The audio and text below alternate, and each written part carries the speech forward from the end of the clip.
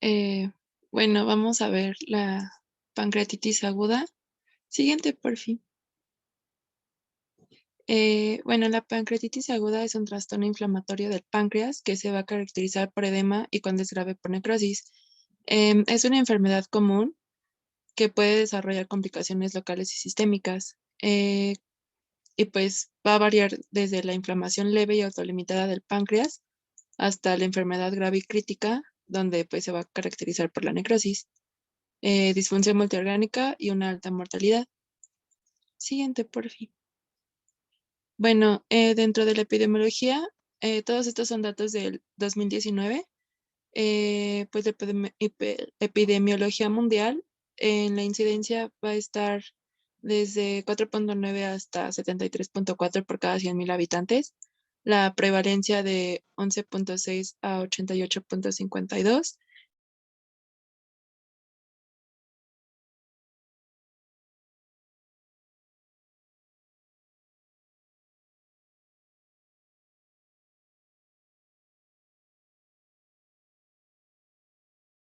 Mortalidad de 2.01 por cada 100.000 habitantes.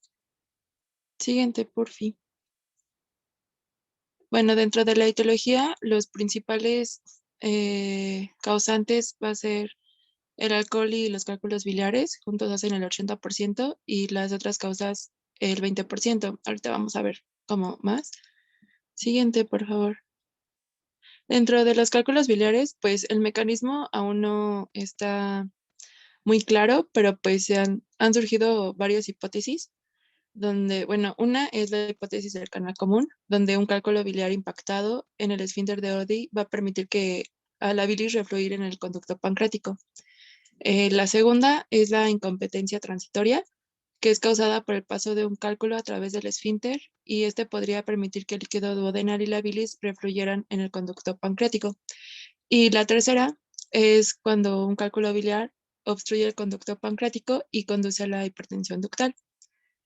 Eh, y bueno, el alcoholismo, bueno, la ingesta de alcohol se va a asociar con pancreatitis aguda y su ingestión sostenida va a estar relacionada con una pancreatitis aguda recurrente y el desarrollo de una crónica en individuos susceptibles. Es común que los pacientes con pancreatitis aguda asociada al alcohol tengan antecedentes de consumo excesivo antes del primer ataque. Eh, y bueno, la manera en que el alcohol pues va a causar esto, pues se dice que la célula cinar va a metabolizar el etanol por vías oxidativas y no oxidativas y va a exhibir como cambios que van a predisponer a la célula. Y bueno, las células estrelladas se van a activar en la exposición al etanol a un fenotipo de miofibroblasto y esto va a estimular la síntesis de mediadores proinflamatorios y citocinas. El etanol va a causar un breve aumento de la secreción seguida por inhibición y pues se dice que esta explosión secretora junto con el espasmo del esfínter de Oddi inducido por etanol pues incita a la pancreatitis aguda. Y pues también el etanol va a inducir la permeabilidad ductal y va a permitir que las enzimas activadas de forma precoz causen daño al parénquima pancreático. Y bueno, también, no, la anterior.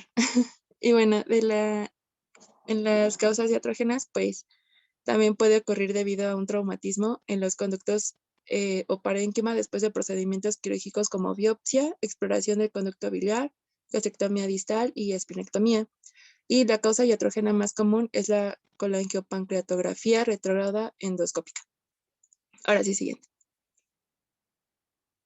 Eh, y bueno, dentro de los tumores, pues entre 1 al 2% de los pacientes con pancreatitis aguda va a presentar un tumor pancreático. Se debe considerarlo en pacientes con pancreatitis aguda idiopática, en especial en aquellos mayores de 50 años.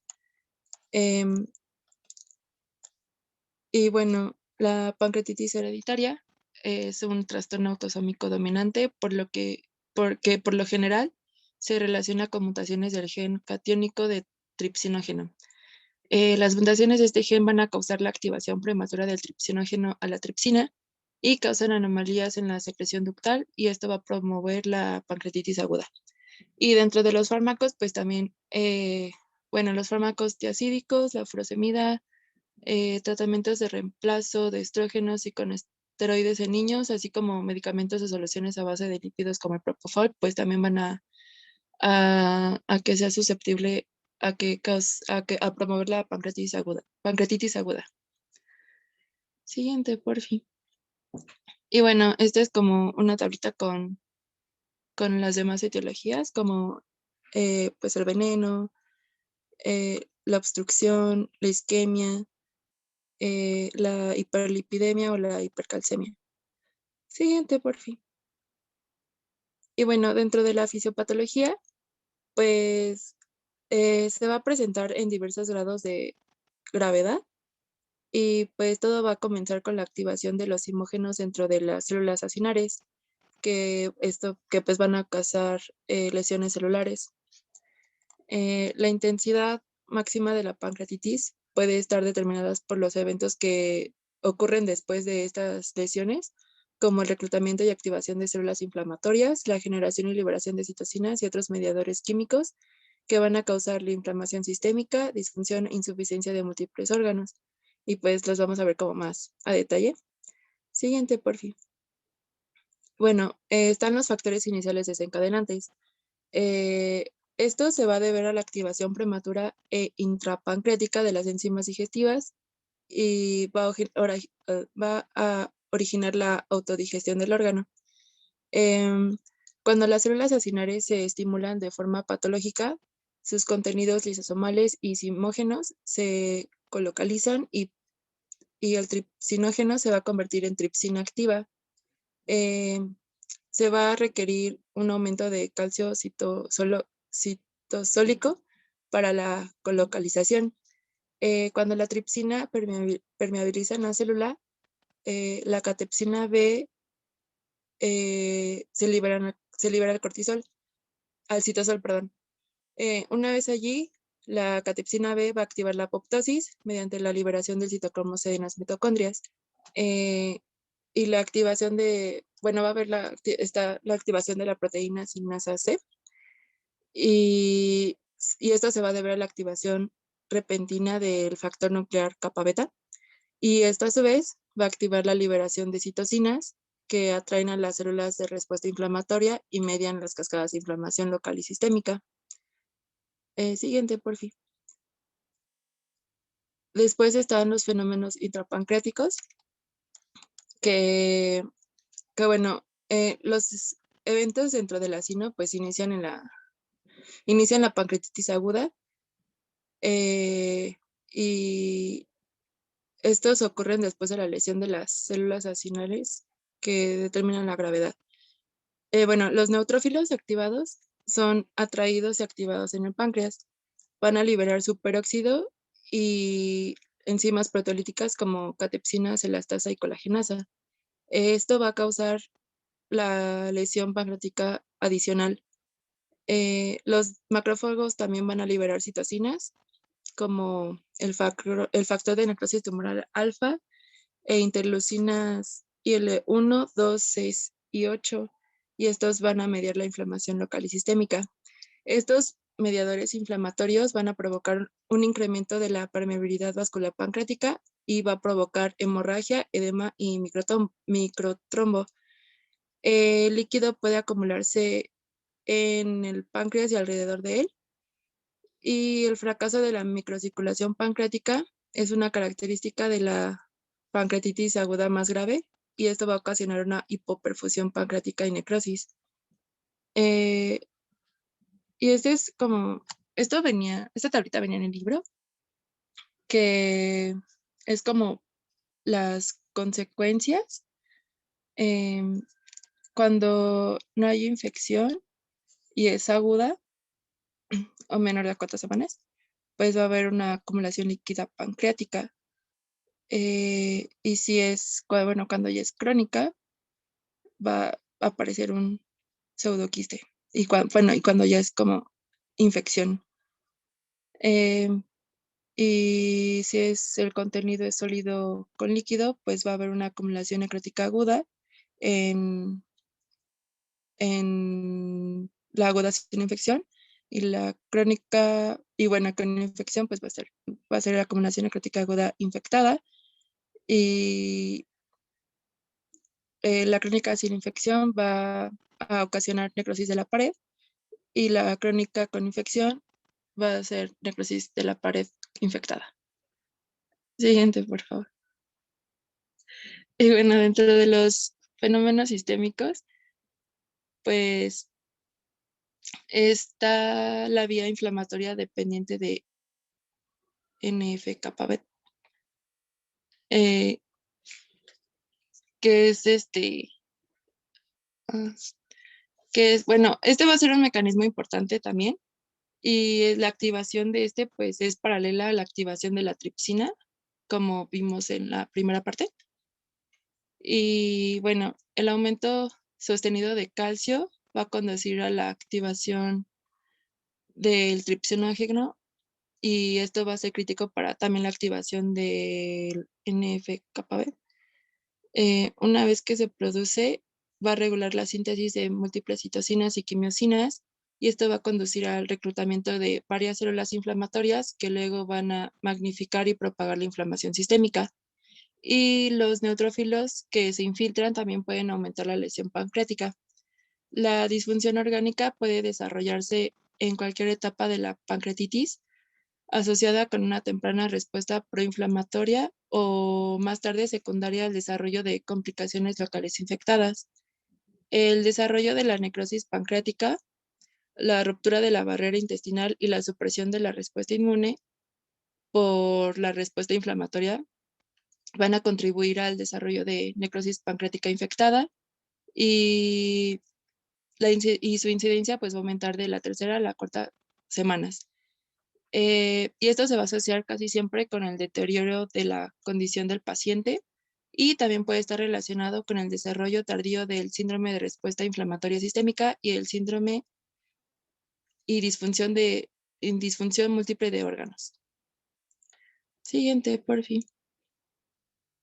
Y bueno, dentro del diagnóstico, pues se requiere que el paciente se presente con dolor abdominal, que es bueno, de inicio agudo en el epigastrio, constante, que a menudo irradia a través de la espalda media, y la elevación de amilasa o lipasa sérica 3 veces más del límite superior de lo normal.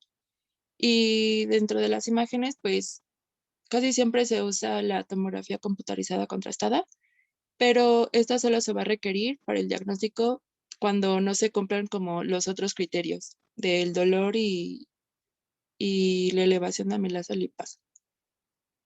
Siguiente, por fin.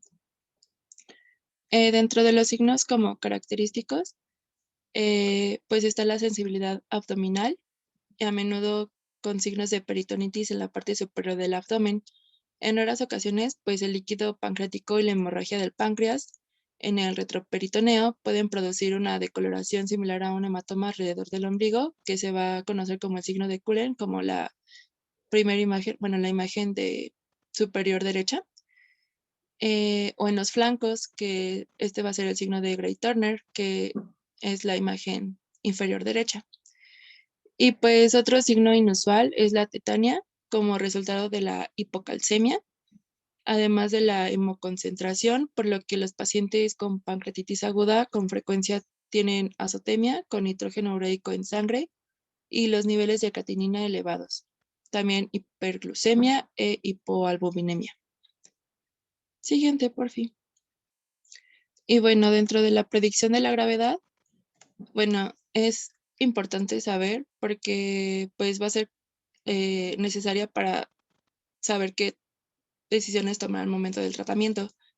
Los criterios de Ransom van a ser como uno de los más utilizados, y se van a emplear parámetros clínicos y bioquímicos que se valoran durante las primeras, bueno, al ingreso y durante las primeras 48 horas. Em, Cuando existen 3 o más criterios positivos, la enfermedad se va a considerar de pronóstico grave. Y esta es la tablita con los criterios cuando no es secundaria a cálculos biliares. Siguiente, por fin. Y esta es una tablita, pero se usa cuando la pancreatitis aguda es causada por cálculos biliares. Y pues entonces, si existen 3 o más criterios positivos, pues se va a considerar de pronóstico grave. Siguiente, por fin. Otros índices de severidad, pues es el Apache 2. Va a utilizar 12 parámetros. Entonces, pues para calcular el puntaje se van a sumar esas 12 variables fisiológicas, como la temperatura rectal, la presión arterial media, la frecuencia cardíaca, la respiratoria, la oxigenación, el pH, el sodio, el potasio, la creatinina, el hematocrito, los leucocitos, más la puntuación obtenida por la edad, que es igual está abajito, que pues menor de 44 años pues es un puntaje a 0, pero si es mayor de 75 pues es puntaje de 6. Y también se van a sumar las enfermedades crónicas asociadas. Y bueno, bueno, la ventaja de esta puntuación pues se puede evaluar en las primeras 24 horas y puede cotejarse continuamente, pero una de las desventajas pues es su complejidad. Siguiente, por fin. Y bueno, aquí están como los puntajes. De 0 a 4, pues el porcentaje de mortalidad es de 4 y va aumentando conforme pues aumenta la puntuación, llegando hasta, si tiene más de 34 puntos, pues la mortalidad es del 85%. Siguiente, por fin. Y bueno, esta es una tablita de marcadores séricos para determinar el diagnóstico y pronóstico de pancreatitis de la GPC, donde hay como varias pruebas, el tiempo de presentación, el objetivo y pues las observaciones clínicas. Em, por ejemplo, en la proteína C reactiva, pues el tiempo de presentación es de 24 a 48 horas y también va a predecir la severidad.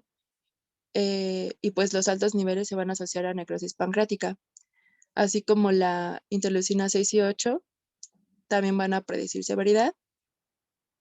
Bueno, una indicación temprana de severidad. La lipasa, el tiempo de presentación de 4 a 8 horas con el objetivo diagnóstico, como ya habíamos mencionado. Y y bueno, va a incrementar la sensibilidad ante pancreatitis inducida por alcohol y pues es un marcador muy sensible y específico. Em, y pues la amilasa, que también es como uno de los importantes, el tiempo de presentación es de 2 a 12 horas, igual su objetivo es diagnóstico y también tiene una mayor exactitud cuando existe una elevación 2 veces mayor al límite normal, como ya lo habíamos comentado. Y pues también tiene una sensibilidad buena, pero bueno, ajá. Siguiente. Y también esta es una tablita de la GPC que son como igual para predecir la gravedad. Por ejemplo, al ingreso, pues la valoración clínica, un índice de masa corporal menor a 30, derrame pleural en la radiografía de tórax y un Apache 2 mayor a 8, pues indica gravedad. A las 24 horas, la valoración clínica, Apache menor a 8, escala de Glasgow mayor a 3, disfunción orgánica múltiple y la proteína C reactiva mayor a 150.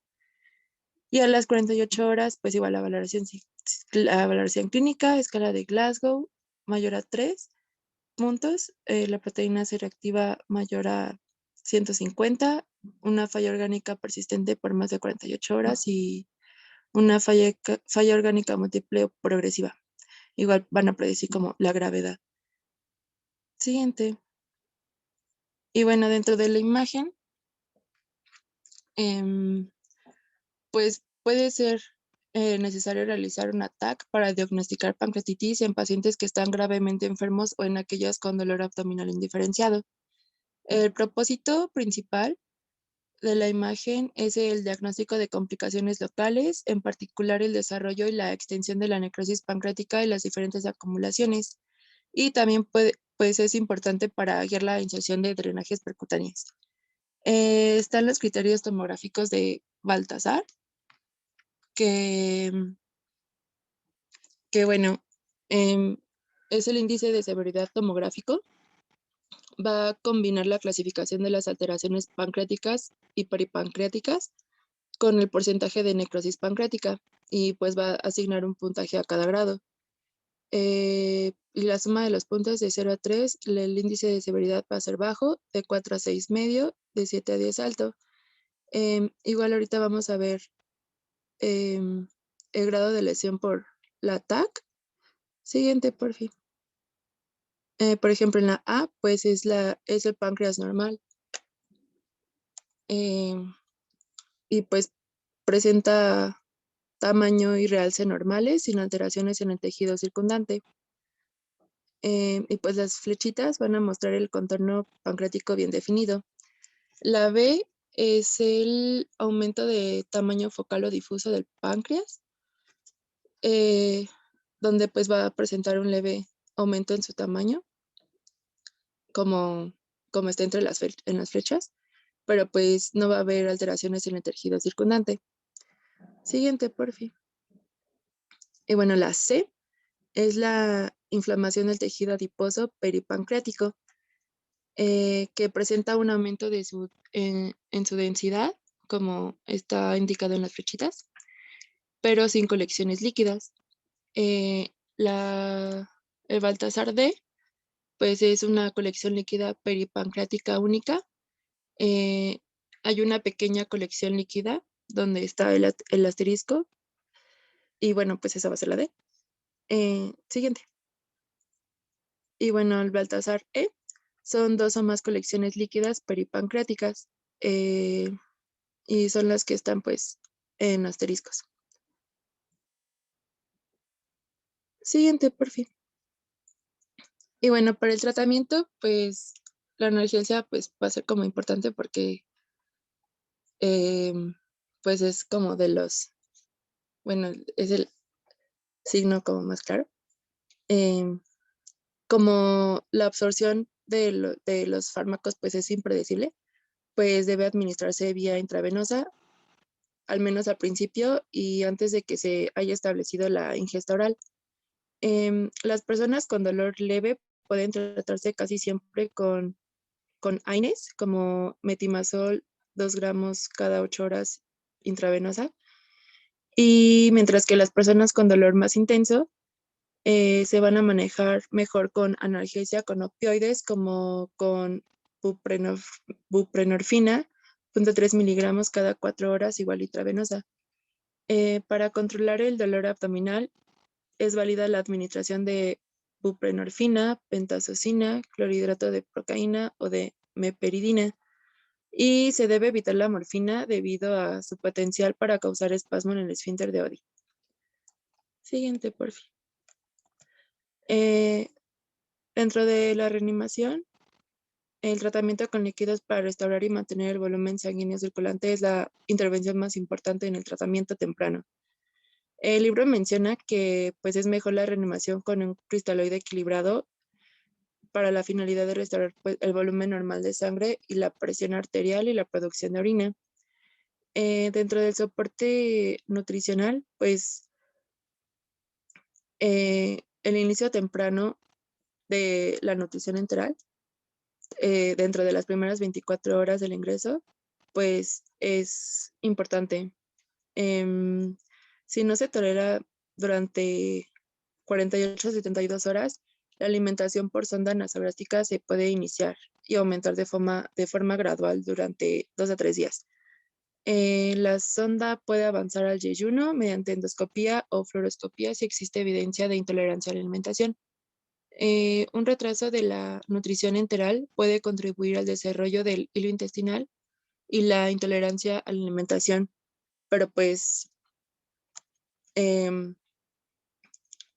la alimentación enteral temprana agresiva, en especial antes de una reanimación adecuada, también puede poner al paciente en riesgo de isquemia mesentérica no oclusiva. Dentro de los pacientes con pancreatitis aguda de pronóstico leve, la reanudación de los líquidos orales y luego la alimentación se retrasa hasta la resolución del dolor y la normalización de los niveles séricos de amilasa. Y pues es seguro que los pacientes, bueno, permitir que los pacientes reanuden la ingesta controlada por ellos mismos. Si después de 3 a 5 días hay evidencia de intolerancia a la alimentación, pues se debe comenzar el suministro por sonda. Siguiente, por favor. Bueno, uno de los diagnósticos, bueno, para también el diagnóstico, pues la punción percutánea guiada por TAC, condición de Gram y cultivo es la mejor forma de detectar la infección de necrosis pancreática.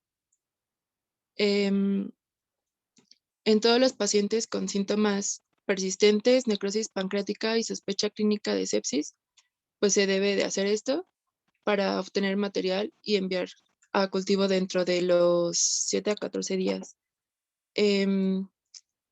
Dice el libro que esto ya no se hace tanto, pero pues la GPC sí lo menciona. Y bueno, si salen, bueno, si en los estudios sale gram negativos, pues se puede iniciar con imipenem, ciprofloxacino, floxacino o pefloxacina. Si en los estudios sale gram negativo, pues se puede iniciar con vancomicina. Siguiente, por fin. Y bueno, dentro del para el tratamiento de las complicaciones locales, pues primero se va a requerir la vigilancia para el diagnóstico oportuno y preciso de las complicaciones. Em, y bueno, se puede usar la, la aspiración con aguja fina. Bueno, como ya lo habíamos visto, pero pues es rara vez.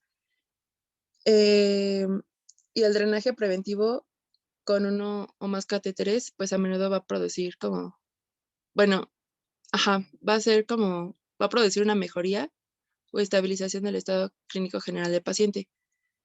Eh, bueno, bueno, los datos recientes sugieren que el drenaje percutáneo primario con catéter puede ser la única intervención requerida en un tercio de la mitad de los pacientes. Em, igual, como, como ya no se usa tanto la aspiración con la aguja fina, pues para se, se va a confirmar la infección por el drenaje. Ajá. Y bueno, eh, las técnicas quirúrgicas abiertas solo se deben considerar en aquellos que no responden al enfoque incremental, o sea, al drenaje percutáneo previo y a la intervención mínimamente invasiva. Entonces, bueno, y con excepción donde un síndrome compartimental abdominal va a requerir la descompresión abierta, pero esto suele ser antes del momento óptimo para intervenir por complicaciones locales. Em, están dos intervenciones mínimamente invasivas para las complicaciones. Está el desvidamiento retroperitoneal asistido por video y la necrosectomía, bueno, que esa es la A, y la B es la necrosectomía transgástrica endoscópica. Y pues esta última va a tener una función cuando la necrosis de la pared se aleja del estómago o el duodeno como el flanco izquierdo, como en el flanco izquierdo. Ajá. Siguiente, por favor. Y este es el algoritmo de la GPC, donde pues dependiendo de si es leve o grave va a ser el manejo. Si es leve, bueno, es leve cuando hay criterios de Ranson igual a 3, un Apache 2 menor a 8, un índice de gravedad tomográfico menor a 7 y el manejo va a ser pues la hidratación adecuada, alivio del dolor, soporte con nutrición enteral y pues considerar también inhibidores de la bomba de protones. Si hay mejoría, pues se debe realizar seguimiento y vigilancia hemodinámica y de estudios de laboratorio y modificar los factores de riesgo. Pero si pues no hay mejoría, esto se considera pues ya grave y dentro de los graves, pues se dice que es grave cuando hay criterios de Ranson mayor a 3, bueno, igual a 3, Apache igual a 8, una falla orgánica y complicaciones locales, un índice de gravedad tomográfico de 7 y pues se debe de considerar el ingreso a unidad de cuidados intensivos, eliminar la ingesta oral las primeras 48 horas, una hidratación eficiente y efectiva, el soporte nutricional enteral, igual alivio del dolor, pues identificar la necrosis pancreática y considerar los antibióticos profilácticos, pero pues igual la GPC mencionaba que no era como tan recomendable dar los antibióticos profilácticos, al menos que pues ya se supiera cuál era el microorganismo. Em, y ante necrosis pancreática más del 30%, pues, realizar la aspiración con aguja fina y para la tinción de Gram y el cultivo. Em, y pues se deben investigar las complicaciones y la conducta terapéutica, como con los abscesos y pseudoquiste, pues se debe hacer un drenaje percutáneo o manejo quirúrgico. Si hay necrosis infectada, pues la necrosectomía.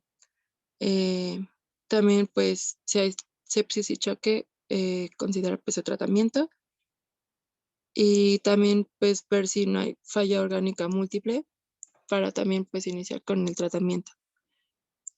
Eh, Dentro de la pancreatitis biliar, pues va a ser una valoración de cirugía general o gastrocirugía. Se debe de investigar la obstrucción y colangitis. Se debe realizar una colangiopancreatografía retrógrada endoscópica o esfinterectomía endoscópica urgente. Y pues también la descompresión quirúrgica de la vía biliar con o sin colecistectomía. Siguiente.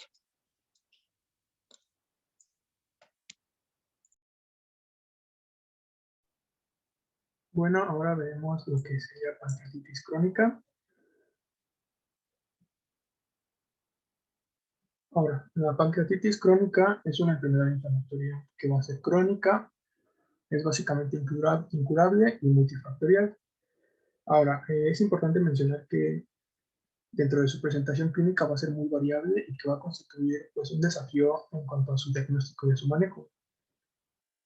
En cuanto a su incidencia, pues se va a estimar, y esto es de acuerdo a pues, varias autopsias que se han realizado, que tiene una prevalencia aproximada del 5% de la población, de los cuales van a tener datos de fibrosis, ectasia del conducto y atrofia sinar. En cuanto a las estadísticas pues, poblacionales nos van a indicar que entre 5 y 40 personas de cada 100.000 van a padecer pancreatitis crónica. En cuanto a su etiología, las que ven en la pantalla pues, son las más importantes. Tendremos una etiología de carácter genético, dentro de los cuales los pacientes por lo general van a ser infantes o adolescentes, que van a debutar con dolor abdominal y con un diagnóstico por imagen de pancreatitis crónica calcificada, lo cual es pues, lo más común. Es importante mencionar que también aumenta el riesgo de padecer carcinoma. Ahora, la mutación, ya la mencionamos anteriormente, va a ser del gen PRSS1, que pues va a ocasionar un exceso en la producción de tripsinógeno, lo que va a generar autodestrucción y proteólisis dentro del páncreas. Dentro de la fibrosis quística, pues también es importante mencionar que la mutación va a ser del gen CFTR. Ahora, otra de las etiologías va a ser el alcohol, el cual pues se menciona que el riesgo va a estar presente a partir de un consumo mínimo de 1 a 20 gramos por día. Sin embargo, pues la dosis que vamos a considerar como un mayor factor de riesgo va a ser arriba de 150 gramos por día, o lo que vendrían siendo 12 cervezas por día aproximadamente.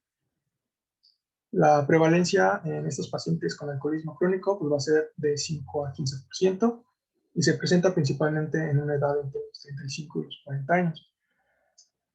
Toda la fisiopatología va a ser principalmente debido a los metabolitos, como va a ser el acetaldehído, que posteriormente les muestro una imagen en donde se muestra un poco de la fisiopatología, pero pues de forma sencilla va a crear una cascada de citocinas causada por una lesión que a su vez va a disminuir de forma ya crónica la secreción de bicarbonato y va a conllevar a un aumento de proteínas, lo que va a llevar pues a la precipitación de estas proteínas, lo que se van haciendo que se conviertan en un sitio de unión para el calcio, que a su vez pues va a terminar formando cálculos de calcio y pues va a producir obstrucción del conducto.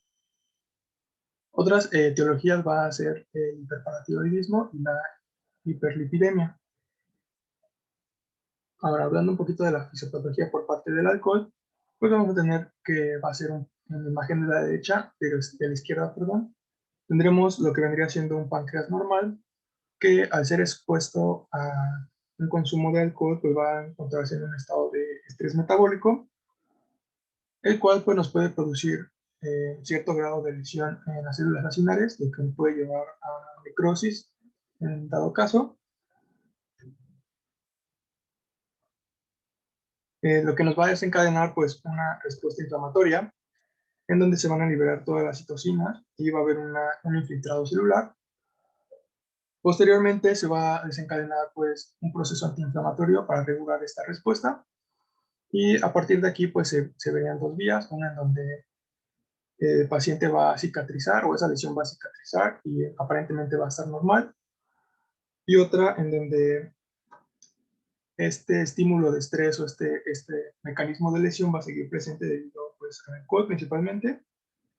Se va a convertir en un proceso recurrente que va a llevar indudablemente a una fibrosis de tejido pancreático. Ahora, la clasificación, esta clasificación es de los tipos de pancreatitis. Empezamos con la pancreatitis crónica, siendo esta la más común y el más grande, de acuerdo al sistema Singer y Chiari. El principal antecedente, como ya se los mencioné, pues va a ser el alcoholismo crónico, que va a llevar a la calcificación del parénquima y a la formación de cálculos. Este ya se los mencioné, pero debido a pues, un aumento en la producción de proteínas y a la precipitación de estas. Luego tendremos la pancreatitis obstructiva crónica, en donde podremos observar principalmente cambios inflamatorios que van a llevar a una compresión u obstrucción del sistema ductal, ya sea por un tumor, cálculos biliares o cicatriz. En cuanto a la pancreatitis inflamatoria crónica, se va a caracterizar por una fibrosis difusa, una pérdida de elementos acinales, infiltración de células mononucleares y presencia de autoanticuerpos. Esto último pues se va a relacionar principalmente con patologías como diabetes mellitus tipo 1, artritis reumatoide y síndrome de Sjögren. La fibrosis pancreática asintomática se va a dar en aquellos pacientes principalmente ancianos, que principalmente también van a ser asintomáticos, pacientes alcohólicos sin síntomas, que va a llevar a una fibrosis perilobular difusa con pérdida de masa celular acinar. Dentro de la pancreatitis tropical o nutricional, que se va a ver principalmente en adolescentes y adultos jóvenes, y pues también se menciona, de acuerdo a la bibliografía, que tiene un patrón familiar. Lo que vamos a encontrar van a ser calcificaciones parenquimatosas e intraductales y cálculos en el conducto pancreático. Y por último, pues la pancreatitis idiopática, dada en pacientes que no tengan antecedentes previos de esta patología. Ahora, hablando un poquito de la patología, pues en cuanto a la histología, los cambios que vamos a ver de forma inicial van a ser una induración, cicatrización nodular y fibrosis lobar.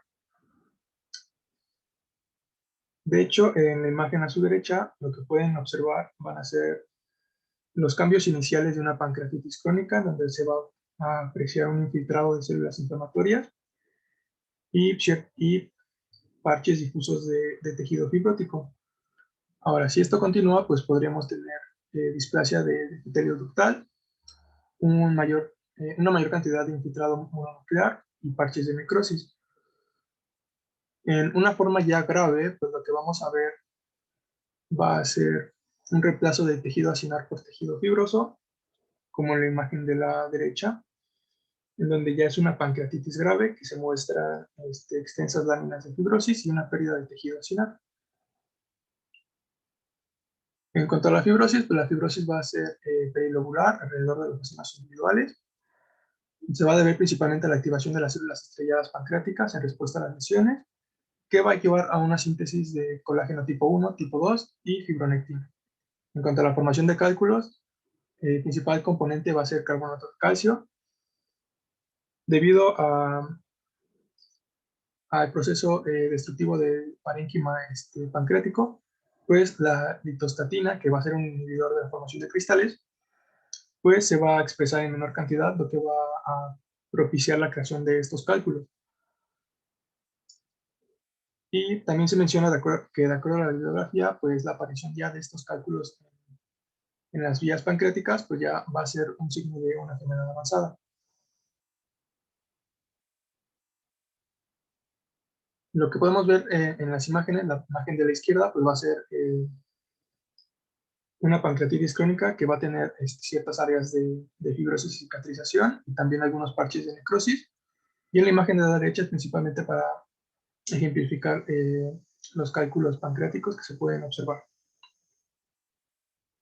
Ahora, ¿cómo va a ser el cuadro clínico? El principal síntoma va a ser el dolor, que va a tener una localización epigástrica, pero que también se menciona que pueden afectar a ambos hipocondrios, dando un dolor en cinturón. También se describe que puede irradiar a la espalda.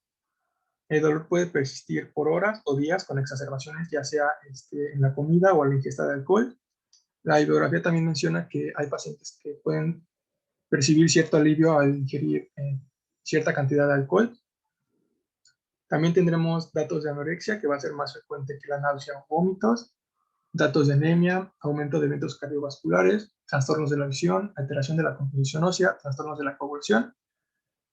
En cuanto, también es importante mencionar que el cuadro clínico también podemos observar diabetes pancreatogénica, debido principalmente a la pérdida de tejido funcional, y que bueno, se va a definir como una deficiencia en cuanto a la insulina, glucagón y polipéptido pancreático. En cuanto a la malabsorción y la pérdida de peso, principalmente se va a deber cuando tengamos una función exócrina menor al 10%. Vamos a tener signos, bueno, vamos a tener presente una diarrea y estetorrea. Y principalmente la pérdida de peso es por una mala absorción, como ya se mencioné, combinado con un dolor abdominal, que van a ser las causas de por qué el paciente pierde peso. Ahora, ¿cómo va a ser el diagnóstico? Se va a basar principalmente en la historia clínica, el cuadro clínico y estudios de laboratorio y gabinete. Dentro de algunos estudios de laboratorio podemos ver la tabla de la derecha, en donde los principales a mencionar pues, sería la medición directa de enzimas pancreáticas, como va a ser la lipasa y la amilasa, y el polipéptido pancreático. También tendremos mediciones de la secreción pancreática exócrina, que se van a dividir en mediciones directas o indirectas. Dentro de las directas pues, van a ser otra vez la medición de las enzimas con el carbonato excretado. Dentro de las mediciones indirectas tendremos la prueba de ventiromida, en el cual se va a medir principalmente la excreción urinaria de su metabolito, las pruebas de concentración de grasa fecal, quinotricina y elastasa, también la absorción de oleína. Y en cuanto a las técnicas de imagen, pues tendremos la ecografía simple de abdomen, la tomografía computarizada, la colangiopancreatografía retrógrada endoscópica o por resonancia magnética y la ecografía endoscópica. Ya se los mencioné cuáles son las pruebas de imagen, pero estas nos van a permitir principalmente hacer el diagnóstico, hacer una valoración de la gravedad de la enfermedad, detección de complicaciones y también para asistir para determinar el tratamiento. Esto principalmente en cuanto a la colangiopancreatografía por resonancia magnética, ya que esta nos va a decir si podemos hacer una CEPRE o no. Ahora, en cuanto al ultrasonido endoscópico, tenemos que va a ser el método inicial de valoración del paciente. Nos va a permitir una visualización de las estructuras y va a permitir también obtener muestras de tejido y de líquido aspirado. En la imagen de la izquierda podemos ver datos de fibrosis, si no mal recuerdo, y en la imagen de la derecha principalmente la presencia de algunos cálculos y de dilatación de las vías. Ahora, ¿cuáles van a ser las características del ultrasonido endoscópico? Pues van a ser las que están en esa tabla. En cuanto a los cambios ductales, pues va a ser una alteración en cuanto al tamaño, la tortuosidad del conducto pancreático, focos ecogénicos intraductales, pared de conducto que sea ecogénico, una ectasia de la rama lateral, patrón no homogéneo del parénquima, focos ecogénicos mejorados o tabique interlobular prominente, y cada uno de estos nos van a orientar a ciertas patologías. Por ejemplo, el aumento del tamaño del conducto pues nos puede implicar una dilatación ductal. En cuanto a la tomografía y la resonancia magnética, la tomografía pues va a ser la mejor forma de visualización de la extensión de las lesiones, su ubicación y las relaciones de acuerdo a las estructuras normales. Va a tener también una tasa de falsos negativos menor al 10%. En cuanto a la resonancia magnética, pues va a permitir revelar anomalías ductales y confirmar la necesidad de usar una CEPRE. En cuanto a la CEPRE o la colangiopancreatografía, pues se va a considerar como el estudio de referencia. Va a permitir una toma de biopsia o de cepillado para la citología, pero también hay que tener presente que entre sus complicaciones pues va a ser una disfunción del esfínter de Oddi. No, perdón, va a ser pues una afección, bueno, más bien las complicaciones se van a presentar en aquellos pacientes que tengan una difusión del esfínter de Oddi o que tengan antecedentes previos de haber tenido una reacción adversa.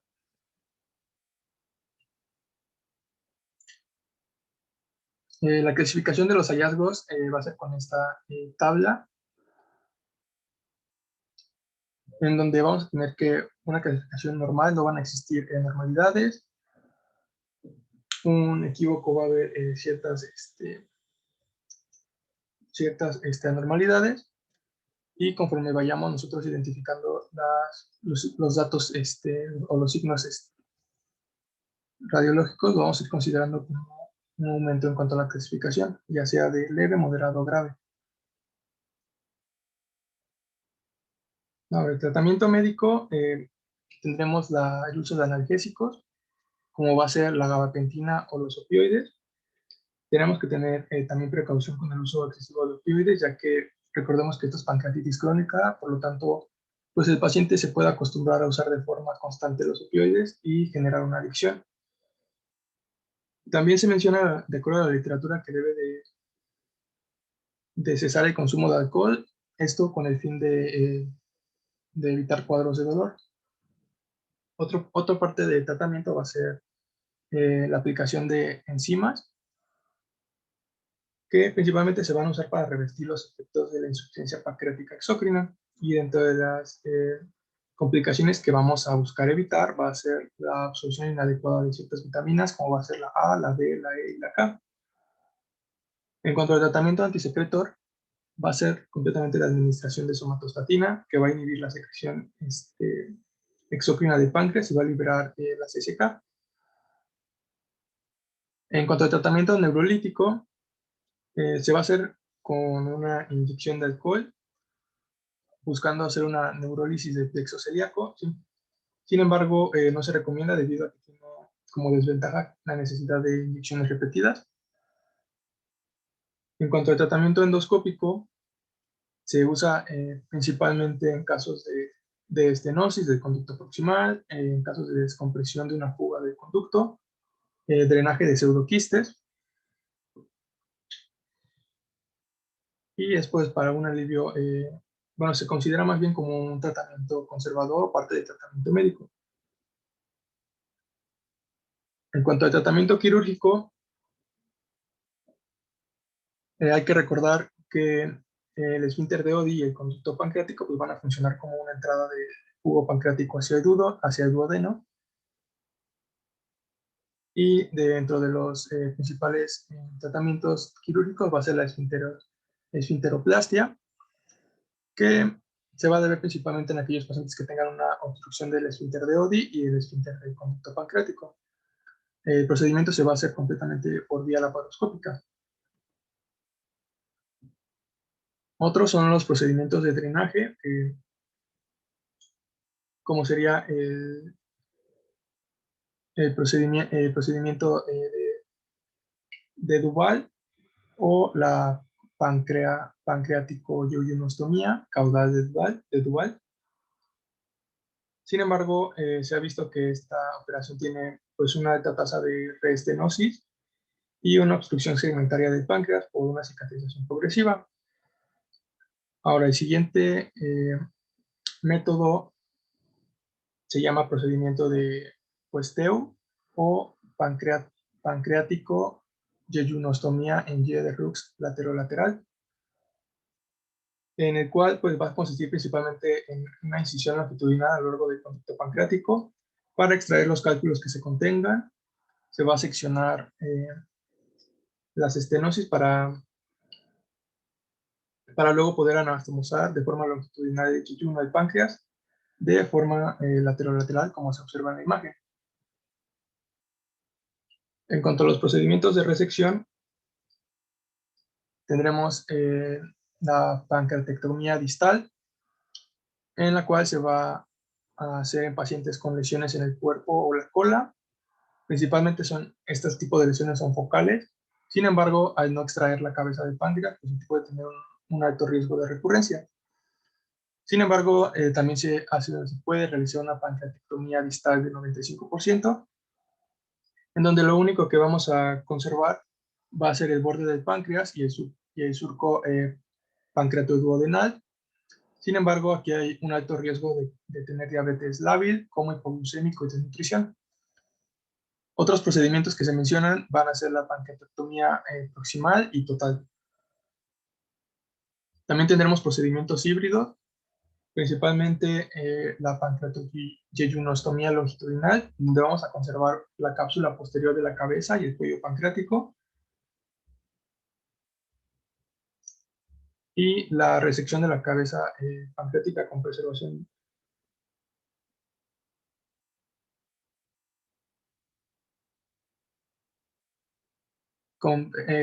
de duodeno. Aquí podemos ver ambas imágenes representativas de estos tratamientos. Otro que se ocupa en conjunto con alguno de los procedimientos, pues va a ser la pancreatectomía con autotrasplante de islote, pues el cual va a ser un trasplante, como lo dice, pues de células de islote para evitar la diabetes, el cual se va a introducir de forma intrahepática por la vena porta. Sin embargo, se va a requerir un número aproximado de entre 2 y 3 millones de islotes para que pueda funcionar. Dentro de las complicaciones que vamos a ver en la pancreatitis crónica, va a ser la aparición de un pseudoquiste, ascitis pancreática, fístula pancreaticoentérica, tumoración de la cabeza del páncreas y trombosis esplénica y de la vena porta. Y bueno, ya propiamente vamos a hablar del último tema, que es neoplasias pancreáticas. Vamos a empezar desde las más frecuentes hasta llegar a lo que es el cáncer de páncreas propiamente dicho. La siguiente, por favor. Empezamos con la más frecuente, que es el pseudoquiste pancreático. La siguiente. Lo podemos definir, bueno, las guías lo definen como una colección de secreciones pancreáticas rodeada de una pared fibrosa secundaria a enfermedad aguda o crónica. Esto va a ser algo muy importante. Para hacer el principal diagnóstico de este tipo de patología pancreática, es necesario que dentro de la historia clínica del paciente ya haya existido un antecedente de enfermedad pancreática o pancreatitis crónica, como ya lo mencionaron previamente mis compañeros, y algo que es característico es que se puede originar a partir de episodios de pancreatitis aguda por una complicación de la pancreatitis crónica, por procesos neoplásicos o por traumas directo al parénquima pancreático. En general, dentro de lo que es la fisiopatología del pseudoquiste pancreático, no está muy especificado bien cuál es el proceso por el cual se forma. Hay dos teorías que se utilizan para que se sospecha son las causantes del pseudoquiste pancreático. La primera y la más apoyada es de que durante el proceso de la pancreatitis aguda hay una destrucción y hay una comunicación de la lesión en el conducto pancreático, lo que genera una fuga de lo que es principalmente amilasa y lipasa, que se va acumulando, y cuando ocurre la cicatrización posterior al proceso de pancreatitis, entonces se genera lo que es el pseudoquiste. La otra teoría dice que hay una reactivación nuevamente del proceso de que originó la pancreatitis, y con ello va a generar la formación del pseudoquiste. Por lo tanto, no está muy específico cuál puede ser la teoría correcta. La siguiente, por favor. Con lo que respecta a la epidemiología, tiene una prevalencia de un 10 a un 20% en pacientes con pancreatitis aguda, o de un 20 a un 40% en pacientes con pancreatitis crónica. En general no va a tener un predominio de sexo o de edad, pero se sospecha que pueden aparecer en pacientes de edad, edad avanzada o en pacientes adultos, ya que es necesario que haya habido un antecedente de pancreatitis. Por otro lado, se dice que como factor de riesgo asociado, se dice que el consumo de alcohol es la causa de 65% de los casos, seguido de un proceso de litiasis vesicular en un 15%. La siguiente. El cuadro clínico es muy general. Por lo general, cerca de un 70 o hasta un 90% de los casos dicen que es asintomático, o que incluso puede llevar a una urgencia, representar una urgencia quirúrgica. Generalmente los pacientes van a referir lo que es el dolor abdominal. Este puede ser difuso, puede ser localizado como una patología pancreática. Va a haber una saciedad temprana, una náusea y vómito, pérdida de peso, ictericia, pero en muy raros casos, y fiebre también. Dentro de la exploración física, lo más destacable es que cerca del 15% de los casos van a referir una masa palpable abdominal, pero generalmente van a ser silientes y van a depender principalmente de la localización del pseudoquiste. Puede haber datos de choque hipovolémico, de sepsis o de un proceso de abdomen agudo, principalmente datos de irritación peritoneal que nos hagan sospechar de que ya hay una ruptura del quiste y que puede haber una infección del sitio, o que puede haber incluso un proceso de peritonitis aguda. La siguiente, por favor. El estudio de imágenes propiamente es el gold standard para realizar el diagnóstico de esta patología, ya que generalmente, como les mencionaba, pueden ser asintomáticos, por lo que su hallazgo puede ser incidental. El ultrasonido abdominal representa la primera fase o la primera parte del diagnóstico. Este nos lleva como tal a sospechar de la patología, y lo que vamos a encontrar, como vemos en la imagen de la derecha, va a ser una masa anecoica de márgenes bien definidos y que puede tener realce acústico distal. Por otra parte, en etapas iniciales pueden observarse estructuras complejas que pueden marcar alteraciones en la ecogenicidad dentro de la parte interna de lo que es el quiste, y que puede resultar en restos del parénquima necrótico. La siguiente, por favor.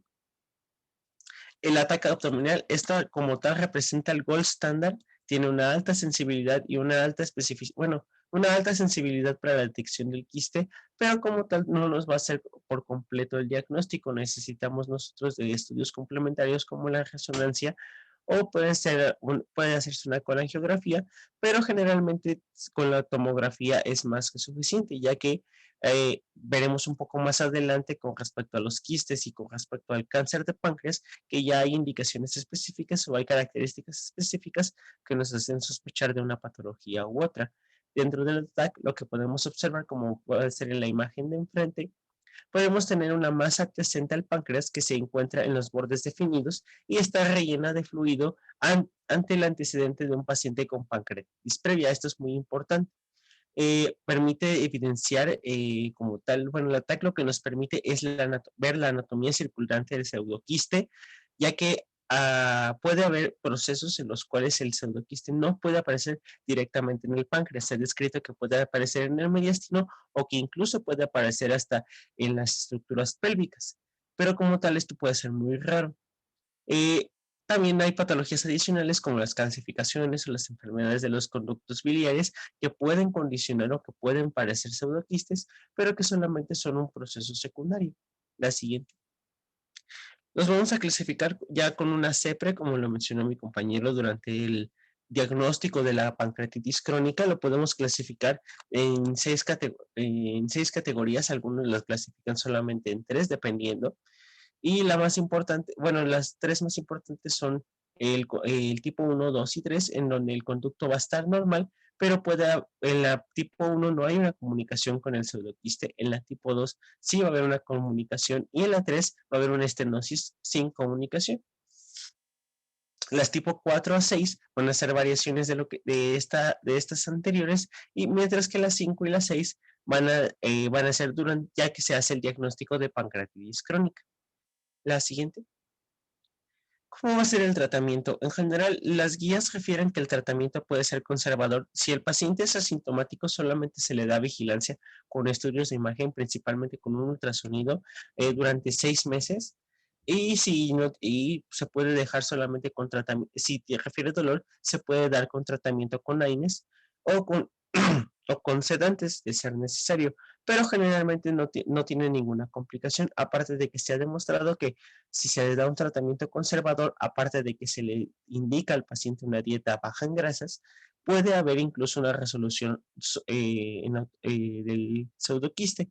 Por otro lado, ¿cuáles van a ser las indicaciones que nos dan a un tratamiento quirúrgico? Pueden ser, dependiendo del tamaño, que sean mayores de 5 centímetros o que tengan una duración mayor de 6 semanas. Puede ser que el paciente esté sintomático o que presente complicaciones. Esto va a hacer que no importe el tamaño o la duración del pseudoquiste, aquellos que se encuentran en una fase de crecimiento o en aquellos pacientes que tienen una pancreatitis crónica de diagnóstico de base y que pueden ser que presenten factores de riesgo o que tengan características que nos hagan sospechar de un proceso maligno, por lo que es importante hacer la resección para hacer el diagnóstico diferencial mediante el estudio patológico. La siguiente.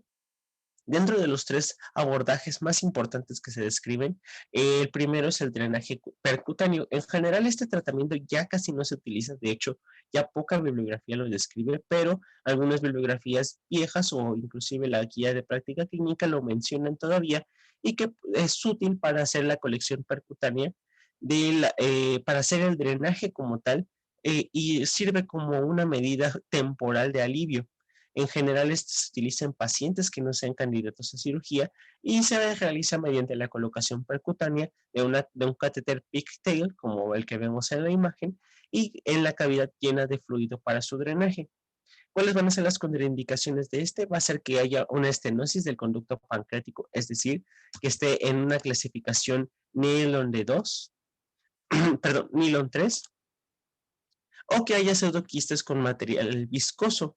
Por otra parte, las complicaciones que va a haber, la razón por la cual casi ya no se utiliza este procedimiento, va a ser una alta tasa de infección de sitio quirúrgico y la formación de fístulas pancreáticas. La siguiente, por favor. Se puede hacer el drenaje interno. En general, esta es como la técnica más indicada o la más utilizada. Es con un abordaje por vía laparoscópica o por una laparotomía, y consiste en la formación de una comunicación entre el pseudoquiste y el estómago o el intestino a través de un estroma, como lo vemos en la imagen del lado derecho. En general, esta técnica es como de las más utilizadas o es la más descrita, y puede llegar a utilizarse en aquellos pacientes que ya sean, bueno, que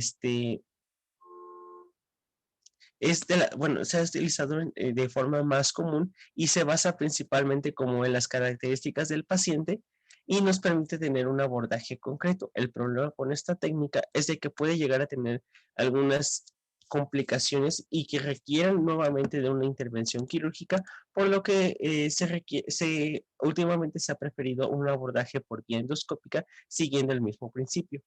El siguiente.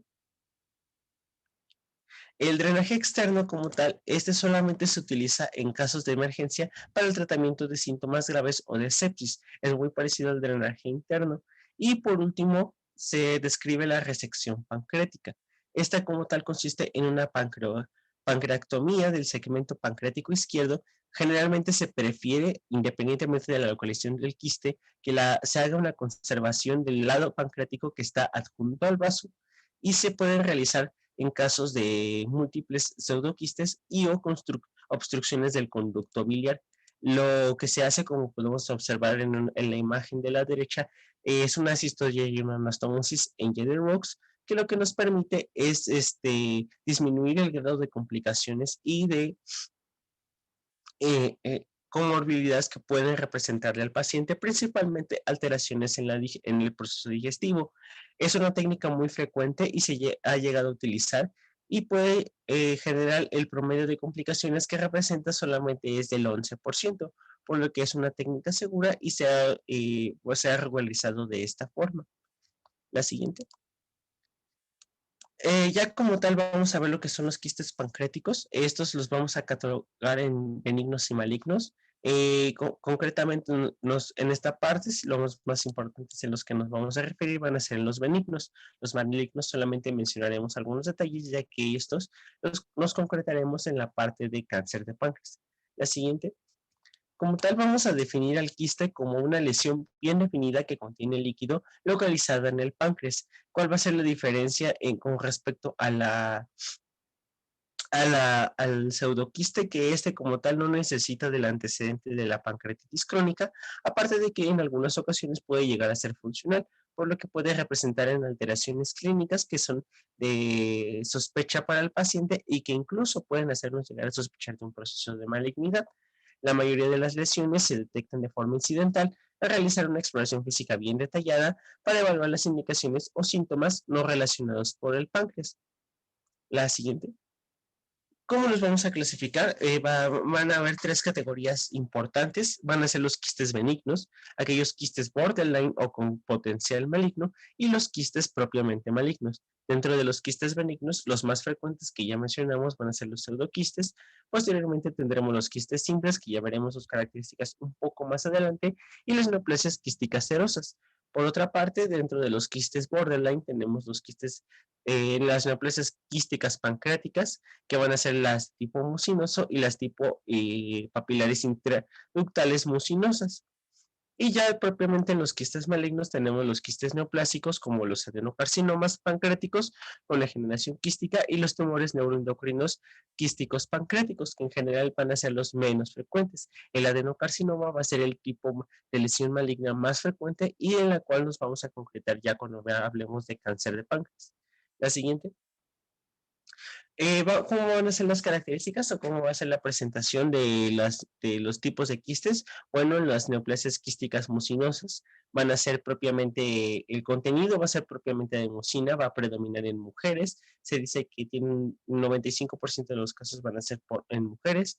No se va a comunicar o solamente va a haber comunicación ocasional con los conductos pancreáticos. El estroma va a ser de tipo ovárico y esa va a ser su característica diagnóstica. En general, su edad de presentación va a ser de 40 a 60 años y su localización puede ser en el cuerpo o en la cola, pero generalmente predominan en el cuerpo. Y su tasa de malignidad es muy baja, es solamente del 10 al 17%. Por otra parte, el cistoadenoma seroso lo vamos a tener como que predomina igualmente en mujeres, va a ser benigno, de lento crecimiento y rara vez va a tener una comunicación en el conducto. Su variante microquística, que ya mencionaremos un poco más adelante, puede tener un aspecto en panel y de una cicatriz central. La imagen de la variante macroquística se parece a las lesiones mucinosas que ya describimos anteriormente. Puede estar asociado con el síndrome de von Hippel-Lindau. En esta ocasión, la característica va a ser que se va a presentar de forma múltiple. Su edad de presentación va a ser de los 50 a los 70 años y puede localizarse en cualquier sitio, pero generalmente el 50% se describe en el cuerpo o en la cola y su tasa de malignidad solamente es del 1%. El siguiente, por favor. El tumor sólido pseudopapilar, este es muy poco frecuente, predomina en mujeres nuevamente, el comportamiento es benigno, rara vez va a haber una comunicación en el conducto y sus características morfológicas solamente que es grande, sólido y con una característica quística mixta. Predomina en población joven, contrario a la anterior, sobre todo en pacientes de 20 a 40 años. Puede localizarse en cualquier sitio y solo tiene una tasa de malignidad del 8%. En la neoplasia neuroendocrina quística, generalmente no van a ser funcionales. Si son funcionales, podemos llegar a sospechar incluso de un proceso maligno. Es menos probable que haga metástasis. Puede asociarse a la neoplasia endocrina múltiple tipo 1, que como ya vimos, estos generalmente son tumores que pueden estar localizados también en otros sitios en otras glándulas secretoras, como pueden ser el hígado, como pueden ser el vaso, como pueden ser la glándula tiroides, pero generalmente, como vimos en este caso, no van a ser funcionales. Y los tumores neuroendocrinos son grandes si son quísticos y son pequeños si son sólidos. No tienen características en común o un sitio de localización frecuente y su tasa de malignidad solo es del 6 al 30%. La siguiente, por favor. La neoplasia papilar intraductal mucinosa. Esta generalmente sí va a haber una comunicación con los conductos, no como el caso que vimos anteriormente, y dependiendo del conducto va a ser la afección. Puede ser en el conducto secundario, puede ser en el conducto principal o puede ser de tipo mixto, afectando los dos. En general, dependiendo de las características, va a ser como nosotros lo vamos a identificar. Generalmente aparecen en personas mayores de 60 a 70 años. Predomina nuevamente en mujeres. El de tipo conducto principal, no generalmente, pero puede sugerir malignidad, solamente si su tamaño es de 5 a 9 milímetros, y la localización va a ser en la cabeza. Puede haber otro tipo de neoplasias pancreáticas, lesiones quísticas, pero generalmente estas van a ser muy raras y pueden estar presentes en población joven y estar asociadas a alteraciones en el desarrollo. La siguiente. ¿Cómo vamos a clasificarlos? Bueno, propiamente la clasificación va a ser histológica, va a ser la clasificación de la OMS, como ya vimos, va a estar basado principalmente en el tipo en las características del contenido o en las características histológicas que compartan. Vamos a tener diferentes categorías, como lo puede ser la neoplasia quística serosa, la neoplasia quística mucinosa, la papilar intraductal mucinosa o el pseudopapilar sólida. Dentro de la primera podemos tener el cistoadenoma seroso, que puede diferenciarse en microquístico seroso o adenoma oligoquístico seroso, y generalmente van a ser benignos, mientras el cistoadenoma seroso va a ser maligno. Así podemos irnos describiendo las diferentes características y en los grupos en los cuales van a definirse si es de bajo grado o de alto grado, ya veremos conforme a dentro de la patología de cáncer de páncreas, que generalmente van a definirse como la cantidad de modificaciones o la cantidad de mutaciones que van a presentarse dentro de la célula, que van a cambiar su morfología y van a ser lo característico del cáncer. Como tal, las lesiones de alto grado también las pueden llegar a encontrar como carcinoma in situ. La siguiente, por favor. ¿Cómo va a ser el cuadro clínico? Generalmente van a ser asintomáticos, solamente la característica principal va a ser que van a ser masas palpables, pueden ser quistes grandes, pueden estar caracterizadas también dependiendo si hay una obstrucción del contenido o la salida del líquido pancreático, puede llegar a haber ictericia o puede haber algunas alteraciones, sobre todo dentro de dentro de la alimentación, por lo que puede haber pérdida de peso, puede haber anorexia, puede haber esteatorreas, e inclusive puede haber un proceso parecido a la diabetes, por lo que si vemos que, bueno, algo que describías que es que si hay un paciente con diabetes que no responde al tratamiento, dentro de las primeras indagaciones que debemos hacer es de un tumor, dentro de un quiste pancreático. Otras características que pueden llegar a tener es que generalmente pueden tener un historial prolongado de episodios de pancreatitis aguda, por lo que debemos de hacer nuestra semiología de forma correcta y debemos de hacer un cuadro clínico que nos defina, que nos indague hacia ese tipo de patologías. La siguiente, por favor.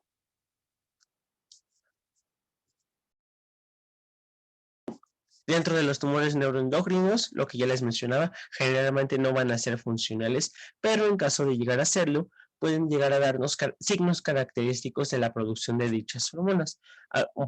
Solo por poner un ejemplo, dentro del insulinoma, como es una lesión quística productora de insulina puede tener episodios de hipoglucemia de repetición o puede llegar a tener alteraciones en la regulación de la glucosa, por lo que es dentro de los primeros diagnósticos diferenciales.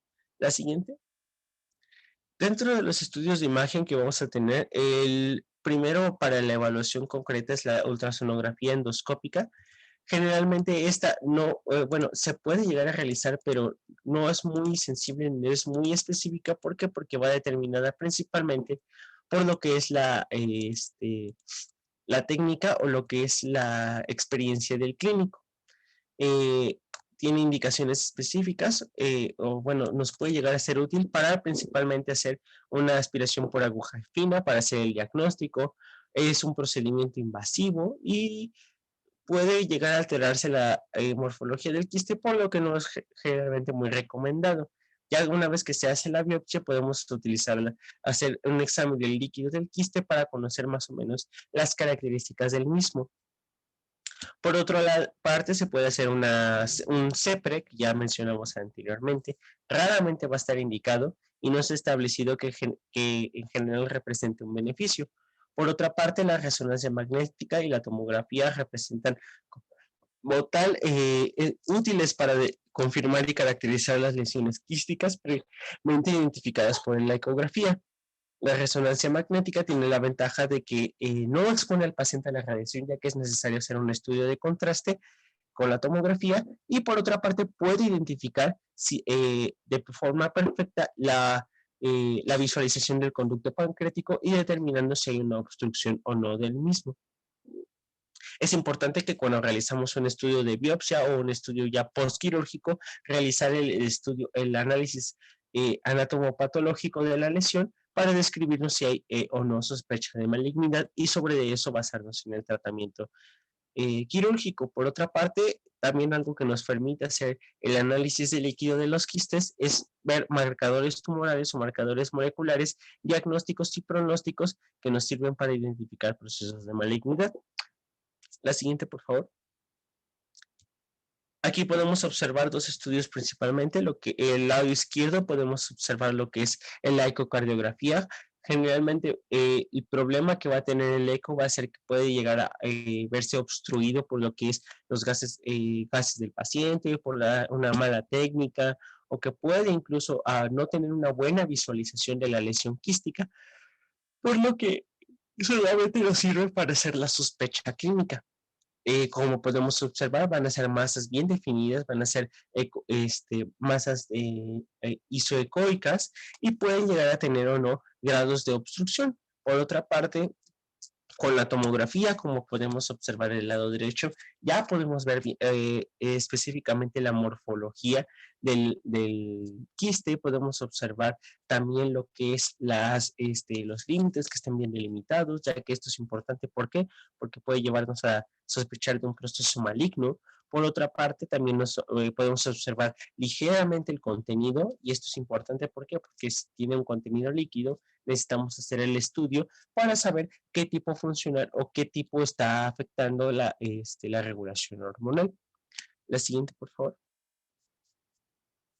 ¿Cómo vamos a valorar la malignidad de estos tumores? Generalmente vamos a, primero que nada depende por los estudios de imagen nosotros y por los estudios de biopsia. Por otra parte, también tenemos que ver si el paciente está sintomático, en las características del conducto pancreático principal, si hay o no linfadenectomía, cambios del calibre del conducto pancreático, si hay nódulo mural, si hay un refuerzo del componente sólido al hacer un estudio contrastado, si hay presencia de paredes engrosadas o si el tamaño del quiste. Todas estas características nos van a hacer sospechar de un proceso maligno y posiblemente hagamos un abordaje directo hacia lo que es cáncer de páncreas. Por otra parte, imágenes que pueden llegar a hacernos sospechosas van a hacer que el tamaño sea mayor a 3 centímetros, que el tamaño del conducto principal esté alterado, que sea de 5 a 9 milímetros, que puede haber que el crecimiento del quiste sea mayor a 5 milímetros en 2 años, por lo que tenemos que hacer un buen consenso y un buen seguimiento de estos pacientes para descartar o no malignidad. La siguiente, por favor. ¿Cómo vamos a hacer la vigilancia? Lo que ya les mencioné anteriormente, depende del tamaño del quiste. Si es un tumor menor, bueno, un quiste menor a 1 milímetro o 1 centímetro, podemos hacer una tomografía o una resonancia de seguimiento en cada 2 o 3 años. Se puede hacer, algunas guías recomiendan hacer un ultrasonido cada 6 meses, pero como ya les mencioné, este estudio no es muy sensible ni muy específico, por lo que se prefiere esperar a los estudios de tomografía. Por otra parte, si es un quiste mayor a 1 o 2 centímetros, podemos hacer un estudio de imagen anual o cada 2 años y esperar cambios para alargar los intervalos. Se puede hacer cada año o cada 2 años dependiendo de la decisión clínica. Si es un tumor mayor a 2 o 3 centímetros, se hace una ecografía endoscópica cada 3 a 6 meses para hacer una toma de biopsia. Si no se observan cambios, entonces se larga el intervalo y se puede llegar a considerar el proceso quirúrgico en pacientes jóvenes y aptos a la cirugía por el prolongado seguimiento, ya que como vimos, generalmente estas lesiones pueden llegar a no resultar en malignidad o en alteraciones funcionales, por lo que se prefiere hacer un abordaje quirúrgico directo. Ya en lesiones mayores a 3 centímetros, a ese ya se hace un seguimiento estrecho con estudios de tomografía o con resonancia cada 3 a 6 meses y nuevamente se considera la intervención quirúrgica oportuna. La siguiente. Y ya por último vamos a hablar de lo que es el cáncer de páncreas. En concreto me concentraré en lo que es el adenocarcinoma, ya que es el más frecuente, y los tumores funcionales como lo son el insulinoma, el somatominoma, etcétera. No los mencionaré ya que son muy raros y la sintomatología va a ser muy poco específica, por lo que el diagnóstico ya se hace posteriormente a la intervención quirúrgica. La siguiente, por favor. Es una entidad muy poco común, realmente se describe muy rara vez. Veremos ya dentro de la epidemiología cuáles pueden ser los factores de riesgo que nos condicionan un cáncer de páncreas y la vamos a definir como una enfermedad de diagnóstico temprano difícil y pronóstico generalmente malo, ya que se dice que el diagnóstico que llega es un diagnóstico prácticamente de muerte y casi todos los pacientes, al menos aquí a nivel nacional, casi todos los pacientes que se les hace diagnóstico de cáncer de páncreas llegan a fallecer y producen una elevada mortalidad. La siguiente. Dentro de la epidemiología, el adenocarcinoma ductal es la neoplasia maligna más común del páncreas, llegando a ser a un 80 o un 90% de todos los tumores de la glándula. México, por otra parte, ocupa el 5º lugar en hombres y el 7º lugar en mujeres de causas de muerte a nivel a nivel nacional, y a nivel internacional solamente representa lo que es sí representa una de las primeras causas de muerte, pero es de las más raras con respecto a los niveles neoplásicos. Por otra parte, se describen que al año se hacen el diagnóstico de 3.000 a 4.000 casos nuevos y, como ya les mencioné anteriormente, el diagnóstico prácticamente es malo, o el pronóstico una vez que se hace el diagnóstico. La siguiente.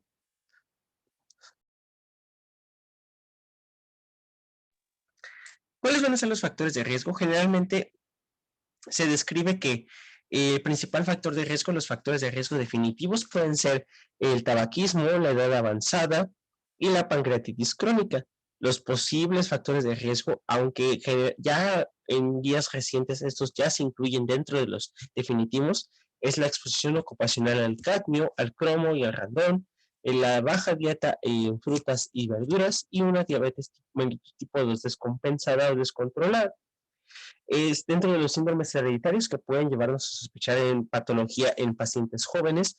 Tenemos la pancreatitis hereditaria, el síndrome de Peutz-Jeghers, la fibrosis quística, mutaciones en BRCA, pacientes de colon no polipóxico hereditario, polimatosis adenomatosa familiar, cáncer de páncreas familiar, ataxia telangiectasia, síndrome de Lee-Fraumeux y melanoma múltiple familiar atípico. Generalmente estos van a ser muy raros y solamente si el paciente presenta un proceso de cáncer de páncreas a edad temprana, podemos llegar a hacer la sospecha clínica. La siguiente. Dentro de la biología molecular del cáncer se describe que van a ser una secuencia de mutaciones. Hay teorías que descartan que se hagan en forma secuencial, sino que se pueden ser alternadas, pero generalmente se respalda la idea de que son de forma gradual y secuencial. Estas se van a denominar neoplasias pancreáticas intraepiteliales PAN-IN, por sus siglas en inglés. Generalmente las PAN-IN tipo 1A van a ser, solamente van a presentar un proceso de hiperplasia, van a ser un tejido plano o pueden mostrar un tejido papilar. Por otra parte, en las 1B y en las tipo 2 ya va a haber, ya van a ser lesiones de bajo grado, va a haber un proceso de displasia, y ya en las PAN-IN tipo 3 ya van a ser lesiones de alto grado y ya, ya se tiene que sospechar de malignidad o de un carcinoma invasivo. La siguiente. ¿Cómo va a ser el cuadro clínico? Generalmente va a ser muy inespecífico. Puede haber ictericia obstructiva y una pérdida de peso. El dolor es la causa más común por la cual los pacientes acuden a consulta. Puede ser sordo y localizado profundo en el epigastrio o espalda alta. Puede haber un proceso de ascitis. Se va a buscar lo que es el signo de Courvoisier, que va a ser la vesícula palpable no dolorosa. Va a haber anorexia, vómito, náusea, tromboflebitis migratoria, el síndrome de Trousseau, pancreatitis aguda, diabetes mellitus de diagnóstico reciente, esteatorrea y depresión. Como ya vimos anteriormente, generalmente el cuadro clínico va a hacernos sospechar de una alteración pancreática, pero no propiamente de una neoplasia, por lo que los estudios de laboratorio y los estudios de imagen van a entrar en juego para hacer el diagnóstico definitivo. La siguiente. Dentro de los estudios de laboratorio, generalmente algunas guías describen que no hay como pruebas en específico que digan que sean positivas o que sean realmente confirmatorias de un cáncer de páncreas.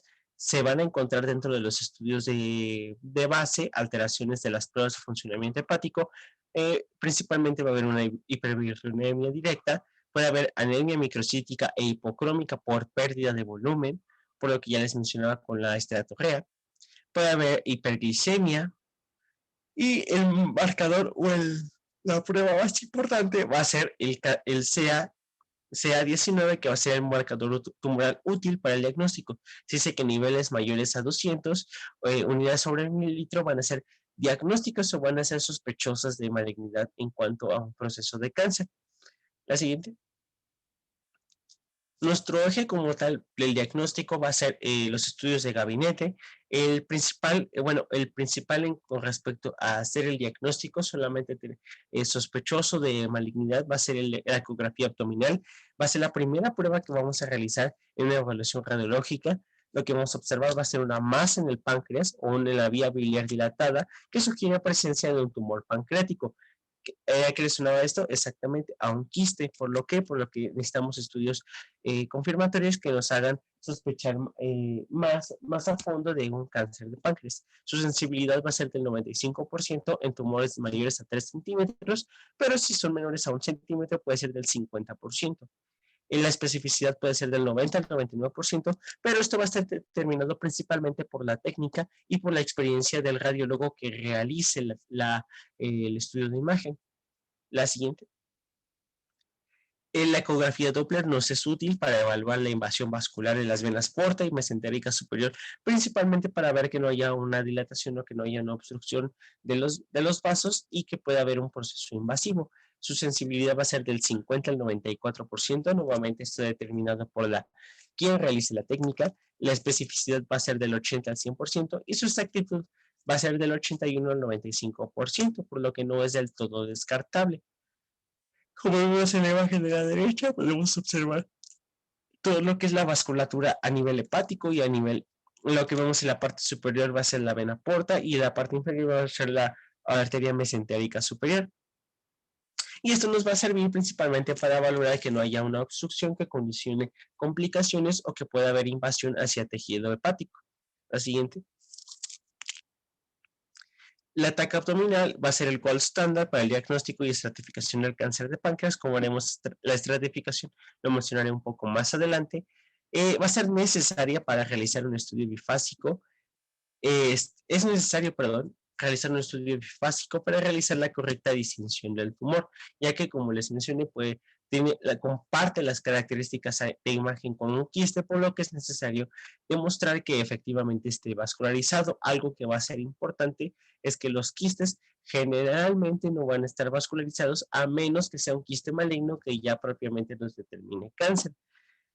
Son hipodensos, pero pueden ser en un 10% de los pacientes isodensos. Van a presentar el signo de doble conducto, como lo vemos en la imagen, en tumores de cabeza de páncreas que apuntan a la vía biliar y conducto pancreático. Va a haber una dilatación del conducto pancreático distal y la atrofia glandular proximal al tumor. Tiene una sensibilidad del 100% y una especificidad del 85 al 100%. ¿Se pueden utilizar otros estudios de imagen? Sí, pero generalmente se prefiere nada más con la tomografía, y los estudios de imagen están, los estudios contrastados o los estudios más específicos ya están más que nada indicados para hacer el diagnóstico diferencial dependiendo del tipo de cáncer de páncreas que se esté sospechando. La siguiente. ¿Cómo vamos a hacer la estratificación? Lo podemos hacer con la estratificación del TMN, como ya lo hemos visto en otras patologías previas. El tipo 1, el estadio 1A va a ser limitado al páncreas y va a tener un tamaño menor a 2 centímetros. El tipo el grado 2 o estadio 1B igual va a estar limitado al páncreas y va a ser mayor a 2 centímetros. El grado 3 o tipo 2A va a ser una extensión más del páncreas y no afecta la arteria mesentérica superior ni el tronco celíaco. El tipo 4 va a ser el estadio 3 y ya va a haber una afección de la arteria mesentérica o del tronco celíaco. Aquí se le dice como irresecable. Ya veremos próximamente que dependiendo de si cumple con criterios o no de resecabilidad, va a ser el tipo de tratamiento quirúrgico, el abordaje quirúrgico que nosotros le vamos a dar. La afección a los ganglios, si ya hay una afección, lo calificamos como tipo 2B. Y si hay presencia de metástasis, está en estadio 4. La siguiente, por favor. Dentro del estudio anatomopatológico, generalmente 2/3 de los adenocarcinomas se originan en la cabeza o el proceso unciforme en el páncreas, 15% en el cuerpo, 10% en la cola, y van a tener presencia de lesiones precursoras que suelen denominarse neoplasia pancreática intraepitelial, que ya lo mencioné anteriormente con lo que fue la biología molecular. Esta es la característica que van a tener, van a ser que va a haber una displasia de las células pancreáticas y que aparte van a tener puede haber incluso un proceso de atrofia o que puede haber presencia de mutaciones que condicionen lo que es el carcinoma in situ. La siguiente. ¿Cómo vamos a hacer la clasificación? En la OMS lo vamos a clasificar con tumores benignos o lesiones premalignas. Algunas ya las mencioné con anterioridad, pero las más importantes al menos son el cistoadenoma de células acinares y la neoplasia intraepitelial pancreática tipo 3 o PAN-IN. ¿Por qué? Porque estas son generalmente las más comunes y pueden llegar a hacernos sospechar de... son con las cuales se tiene que hacer el diagnóstico diferencial. La siguiente.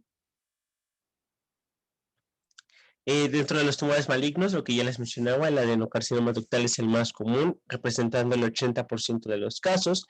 Dependiendo de ello, podemos hacer la distinción del carcinoma adenoescamoso, el coloide, hepatoide, medular, dependiendo del grado de afección y dependiendo de la cantidad de estructuras que se vean involucradas dentro del proceso. La siguiente.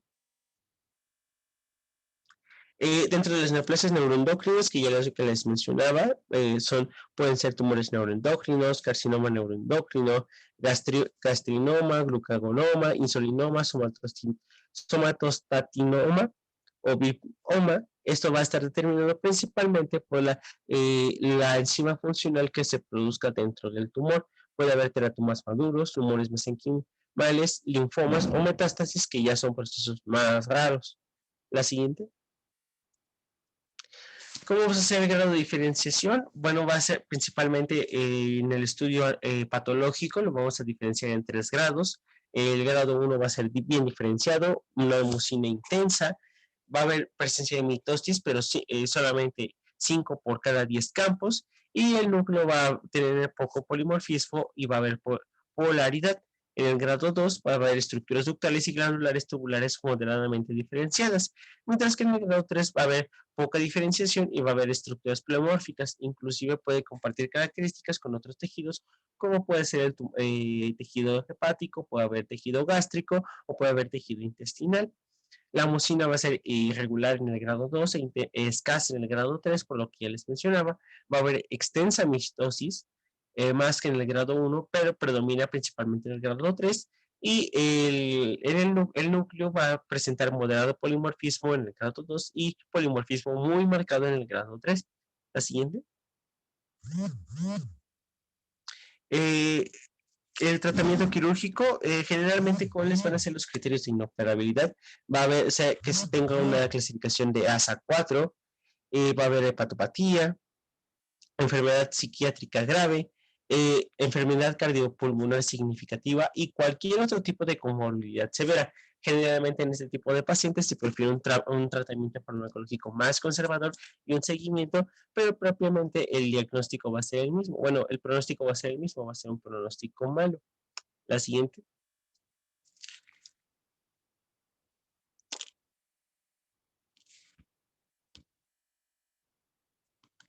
¿Cuáles van a ser los tumores resecables o cuáles vamos a ser aquellos que vamos a tratar de rescatar lo más posible? Va a ser aquellos que no haya enfermedad extrahepática, aquellos que no haya una afección en la arteria mesentérica superior, en la arteria hepática, en la vena yugular, etcétera. O sea, perdón, en la vena hepática, disculpen.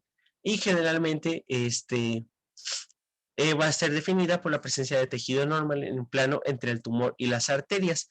Por lo tanto, es necesario que nosotros realicemos propiamente un buen diagnóstico con los estudios de imagen y con el estudio de biopsia para poder nosotros determinar si es resecable o no. Puede haber confluencia entre la vena mesentérica superior y la vena porta si la resección y la reconstrucción no son posibles, pero esto no generalmente va a ser criterio de irresecabilidad. Como tal, nosotros podemos definir a un tumor resecable como aquellos en los que la tomografía no hay evidencia de contacto, distorsión, trombo o engoblamiento de la vena mesentérica superior o de la vena porta. Inclusive en aquellos en los que puede haber una ligera afectación, hay especificaciones en cuanto a cómo se tiene que hacer la resección dependiendo del grado y dependiendo del tipo de obstrucción que se genera por el tumor. La siguiente. ¿Cómo van a ser los tumores irresecables? Van a ser aquellos que hay un infiltrado extrapancreático, puede haber que se localice en tejido linfático, en ganglios, en tejidos peripancreáticos, metástasis a distancia, como vemos en la imagen de la derecha, en la que ya está afectando propiamente la vasculatura anexa y que ya va a haber una afección en los ganglios linfáticos aledaños. Por otra parte, que haya una oclusión o que haya una trombosis de la vena mesentérica superior o de la confluencia de la vena porta sin posibilidades de reconstrucción. Que ya haya una arteria mesentérica superior, una cava inferior, una aorta del tronco celíaco o una arteria hepática que ya estén afectadas, que haya una ausencia del tejido graso normal en el plano de separación entre el tumor y la arteria y en aquellos en los que estén localizados en el cuerpo, que la afectación de la vena esplénica que haya una afección de la arteria esplénica, pero como tal no se toma del todo como un criterio de irresecabilidad, solamente se puede hacer la distinción, pero depende más que nada de la experiencia clínica y de la intervención. La siguiente, por favor.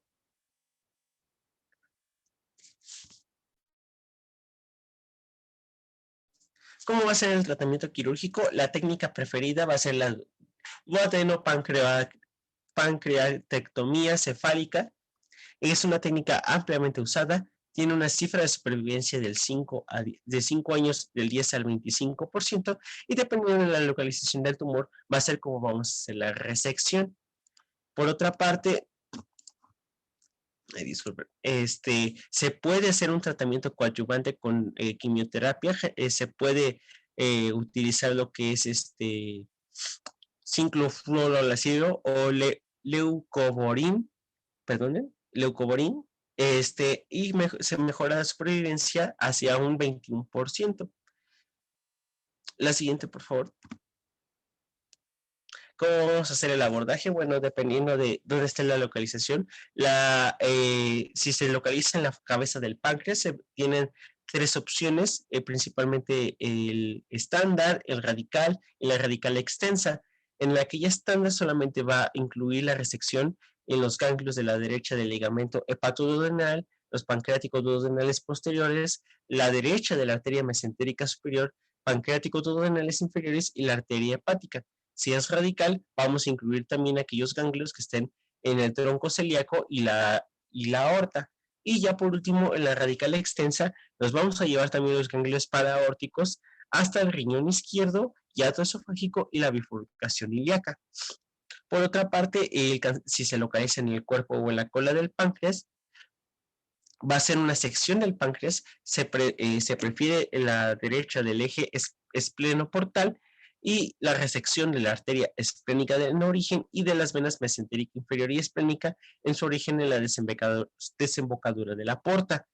Si se hace una pancreatomía izquierda estándar, va a ser la resección del ganglionar del tronco celíaco, el hilio esplénico, la arteria esplénica y el borde inferior del cuerpo del páncreas. Pero si se prefiere un proceso radical, va a ser incluido la arteria hepática, la arteria mesentérica superior y los ganglios paraórticos.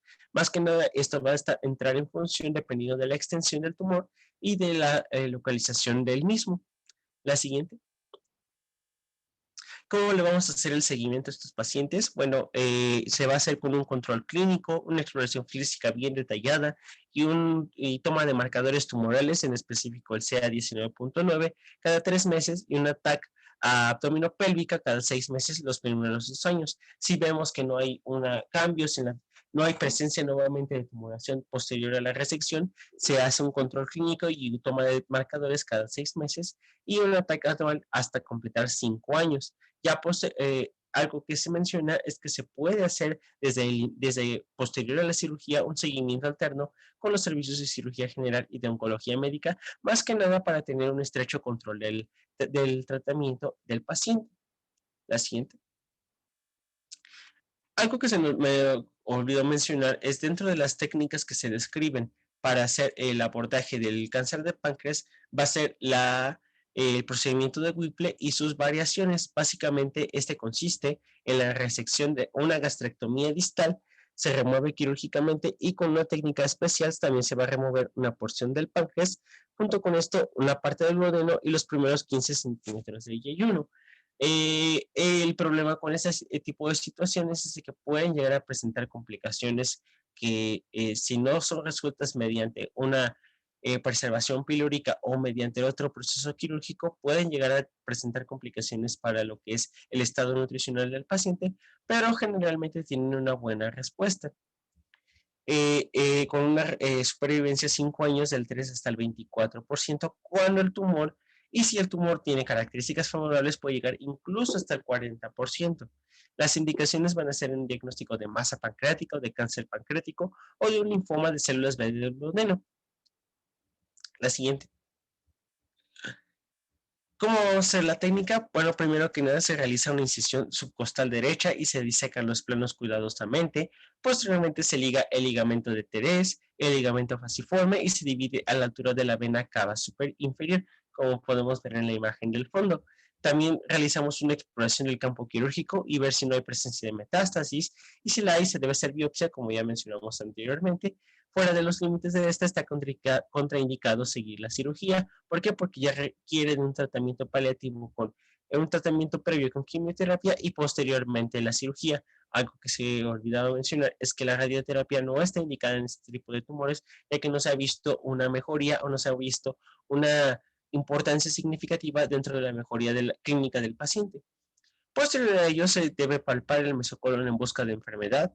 Se examina si la eventual masa pancreática es resecable o no, con los criterios que ya mencionamos anteriormente. Se realiza la maniobra de Kushner y se levanta el cuello pancreático con un retractor venoso de tipo Cushing, como vemos en la imagen del fondo. La siguiente. Se inicia la parte superior de la disección, para lo cual es muy útil realizar una colecistectomía. Posteriormente se abre el ligamento hepatoduodenal y se identifican, exponen y disecan la arteria hepática común y el conducto colédoco. y se logra apreciar completamente si la masa pancreática es extirpable en su totalidad y se procede a realizar una resección formal. Algo importante es que al momento de disecar la arteria hepática común y el conducto colítico es ver que precisamente no haya un grado de obstrucción o que no haya presencia de metástasis a este nivel. Posteriormente se divide el colítico y se secciona el estómago distal con una engrapadora, seguido de la misma acción en la unión duodeno-yeyunal después de cortar el ligamento de Treitz. La siguiente. Posteriormente se corta el páncreas, para lo cual se colocan suturas hemostáticas primero en el cuerpo. Una vez dividido, se identifica el conducto pancreático y se prepara la anastomosis.